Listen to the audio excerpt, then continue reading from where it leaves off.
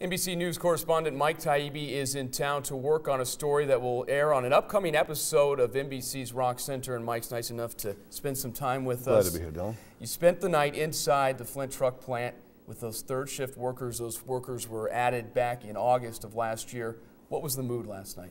These guys, everybody we talked to was thrilled to be there, saying, you know, we didn't realize what we had until we missed it because we didn't have it anymore and didn't think we had the prospect of getting it back. And the question is whether or not adding a third shift, 750 jobs minimally, other jobs in support industries maybe totaling 1,000 in all, people who, Oakley Tires, for example, that sort of stuff. That means a lot to Flint right now, but is it an indication that the industry and Flint have kind of turned the corner, bottomed out?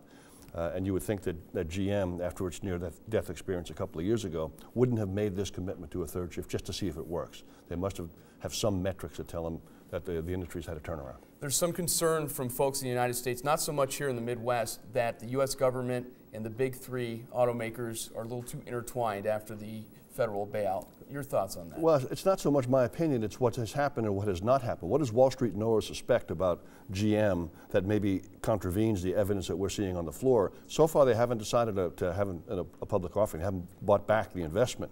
So that suggests that there's still some skepticism about how things are going.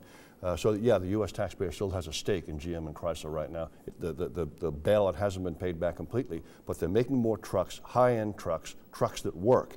And if the trucks that work are being sold in greater numbers, that suggests that there are more people who are working, and that can't be anything but a good sign.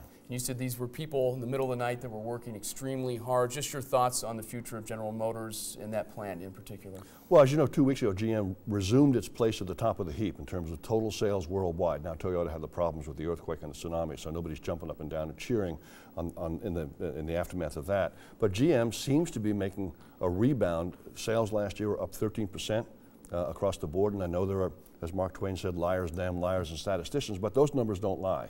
The total volume of sales is greater than it was, and it seems to be trending in that direction, thus, here in Flint, the third shift. All right, Mike Taibbi, thanks for being with us. Great, Dylan. Thank you. Alrighty.